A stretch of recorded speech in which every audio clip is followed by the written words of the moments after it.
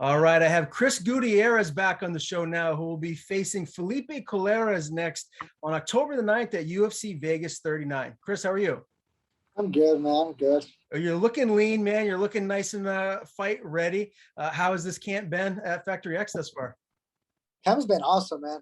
Just working on me, working on my craft.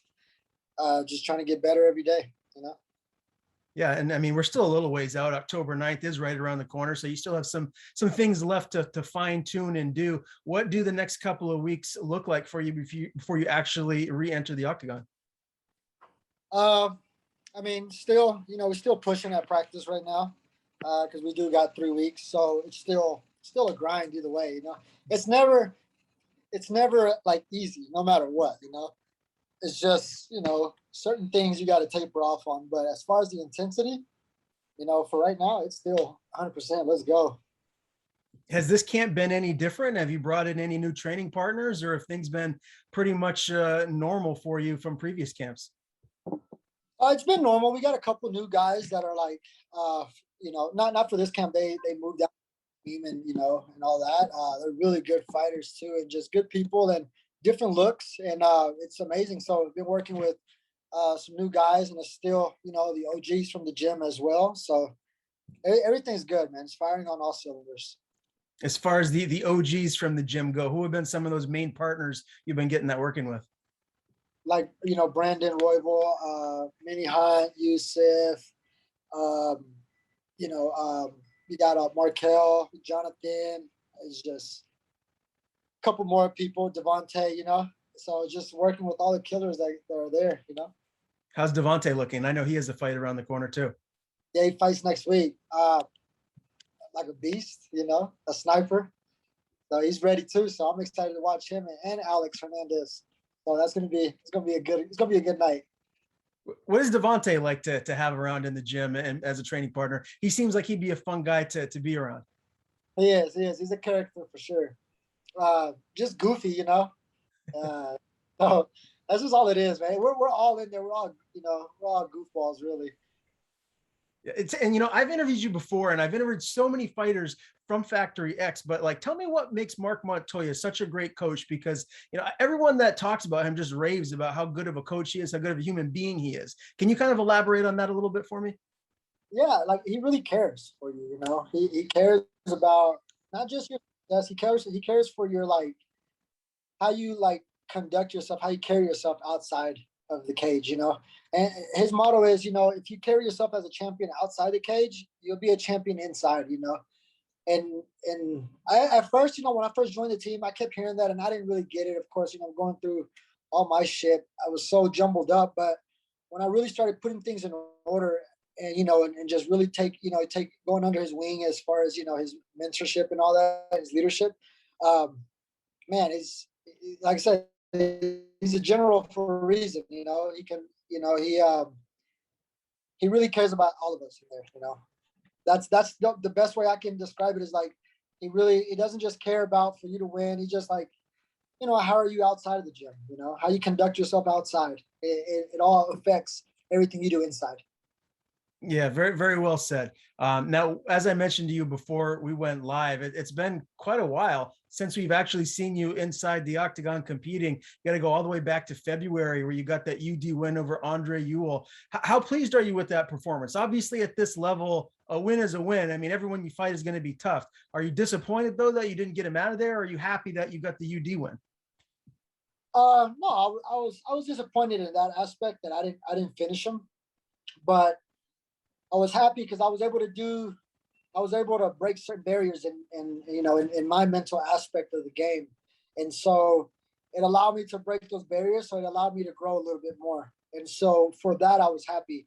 The finish, I'm always looking to get the finish, but we're fighting some of the best fighters in the world. You're not in the UFC for no reason. You'll get cut in a heartbeat.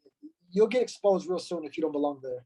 So the fact that everyone is still there, the people you're fighting are there, and you fight, and you find out what you're made of that night. And some fighters, they come to fight, and styles make fights. Sometimes it's not that easy. You're not just going to hit someone, they're going to fall. You got to actually break them down. You got to really work your stuff in there. Yeah, no doubt. Why haven't we seen you fight since February? Because I know you've wanted to get in there sooner than that. Has it just been the right opponent hasn't stepped up, or what's going on with that? No, no, no. It wasn't even anything about like right opponent. Nothing. Just we've been one. I was wanting to get in there earlier, but it never happened. And so I just kept my head down and kept grinding and just trying to work on a lot of things in my personal life. And thank God I was able to do a lot of that. And so 7 months that I've been out, 6, 7 months that I've been out, not in action. I've still been in action behind the scenes. Mm. Just not limelight of fighting. I've been, trying to kick life, trying to kick life back in the ass. Yeah, no doubt. What have you been doing outside of MMA? Do you have any other hobbies that you've picked up that you're doing in your spare time? No, man. Honestly, I've been just trying to focus on my son's custody. My custody battle with my son. That's honestly like I'd be lying to you if I said I have other hobbies. Yeah, I like to go out with the girlfriend. I like to go hiking. Mountain biking. I like to do all that. But the reality is, man, I've just been busting ass on my son's custody battle and just trying to be in his life. Gotcha. Well, geez, I sure hope that that's going as good as possible. I know that's never an easy thing to go through. So best of wishes to you as far as that goes moving forward. Another guy that I wanted to get your take on is someone I recently interviewed, and you know him pretty well, is Cody Durden. You guys had that draw. Is that a fight that you're hoping happens again in the near future? If I'm not mistaken, the last time I interviewed you was right before the Durden fight. So is that a fight that the fans might be able to see at some point here down the line? That little shit, he gets on my nerves. I'll beat the brakes off him if I fight him again. I'm so mad in that fight. I made him look so much better than he really is. But again, that's my fault for doing that. Yeah, I don't think they'll ever run that fight back. I would hope. It'd just be an easy payday for me, but I don't ever get the easy things. So I'm sure that fight's long gone. He got flying triangles by Jimmy Flick. Like, don't talk shit, homie. Like, you just got highlighted. I'm like, get out of here. What is it? What is it about Cody that gets under your skin? I know a couple other people. I've heard the same thing from him. Is it just the social media trash talk, or is he that way in person when it's come fight night? Oh, he's a little shit in person. Like, he's tries to be all buddy in person and just fake. I don't like fake people. He's definitely an epitome of fakeness. So I don't know. I can't relate to those people. So you don't think the UFC will make that rematch at all? You think it's just not going to happen at this point? Yeah, happen. And plus, he's at 25 now. He's not. He's not going to come to 35 and fight. I mean, maybe. Well, no. I guess we can't. Well, I guess we can find out, but I doubt it. Okay, good enough. Let me get a couple of fight picks from you. There's a big event this Saturday night, headlined by the UFC Featherweight Championship of the World between Volkanovski and Ortega. Who do you see winning that, and why? Man, that's got some firefights coming up. I don't know on that one. Honestly, I think Volkanovski is just too powerful, and he can keep that pace. That's the scary part about him. As usually when you're that big, you're powerful, but you go to shit quick. Man, he can keep that pace going. He's impressive. So you're thinking Volkanovski's going to get the job done and retain? Yeah, unless he slips and falls into a guillotine. Okay, good enough. And Valentina Shevchenko, for my money, on any given night, she's maybe the best pound for pound fighter on the planet. I know that's blasphemous to say with how good Nunes has been looking, but do you think there's any way that Lauren Murphy is going to be able to wrestle the belt away from her, or do you feel like Shevchenko will retain? You know what? Styles make fights, man. I'm never counting anyone out. But some people just look dominant. I think Shevchenko is just one of those martial artists who's just very dominant.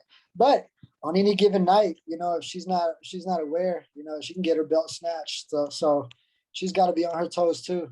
So that fight, I'll give it to Shevchenko. But any fight, you got to be aware. So you can get tapped, you can get put to sleep, and just that quick. No doubt about it. Now, one last fight pick from you. 17 years ago, how old were you? What were you doing 17 years ago? Because that was the first time that Nick Diaz fought Robbie Lawler. And here they are a rematch in the making for a very, very long time. So how excited are you for this fight? Who wins? And tell me where you were at 17 years ago. 17 years ago. So, oh my God, you got me doing math. I'm 30 now, 17. Whatever, right? Whatever the math. What's the math on that? So you would have been 13 years old. Okay, 13. Shit. Playing soccer, getting in trouble. Yeah. I was a kid. I was a baby still when they fought.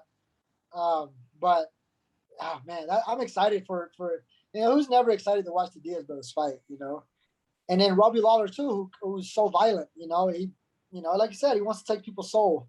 That's a scary guy, and Nick, man, he's about it. So, for that fight, I'm always rocking with the Diaz brothers, so I'm going with Nick. Okay, yeah, me too. I'm a Stockton fan myself. So, all right, now your opponent, Felipe Colares, he's 10-2. He's coming off a UD win over Luke Sanders. Stylistically, what kind of fight do you think he's going to try and bring to you come fight night?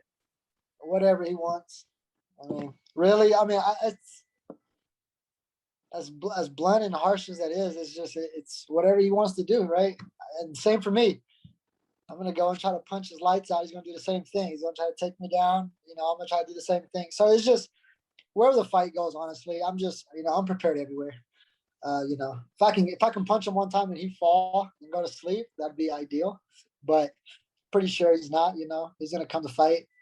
So we'll be prepared. I can't give away everything. Yeah, I mean, I don't want you to give away the game plan or anything like that, but let me just ask you this. Do you feel like you hold a significant advantage over Felipe in one certain area of the fight? No, I feel like I hold everywhere. I like I said, I think he's a very respectable opponent, very durable. I think he's good all around. He's just not an expert at one aspect of the game. He's just if anything, he's a jiu-jitsu guy. But even then, he's got holes in that too. So, and his striking, he's got holes in it. His wrestling, he's got holes everywhere. So the game is who can exploit who's first. How do you see this fight ending? Do you believe you're going to get him out of there via knockout or submission, or do you think this could get into the third round, maybe go to the judges? Well, I'm gonna try my best not to let it go to the judges. I'm pretty sure he's gonna be doing the same thing. But I got a good feeling. I believe in myself, and the promise will be kept. I'll end it on that. The promise will be kept, and I'll get my win, no matter, whatever it means, I'll get it.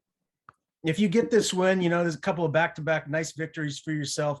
Had that one over Ewell that we talked about earlier. Where does that put you in the pecking order? Do you feel like you're closing in on, maybe getting a top 15 fight? Like, what are you hoping would be next if you put together a nice victory here? I mean, me and my team, we have a, kind of a general outline as to what we want and where we're trying to go. So I guess we'll see after this fight, right? Okay, good enough. Well, again, UFC Vegas 39 on October the 9th, Chris Gutierrez and Felipe Colares will go down in a bantamweight bout. Always a pleasure talking to you, my man. Before I let you go, I want to give you the floor. Tell people where to follow you on social media. If you have anyone to thank, the floor is yours. Thank you, man. Yeah, thank you for having me on social media. You can catch me at El Guapo MMA or C Gutierrez MMA on Twitter. Want to thank my coaches, teammates at Factory X, my management team, Iridium Sports, and my family and everyone who supported me and the continued love and support that I get. I appreciate it.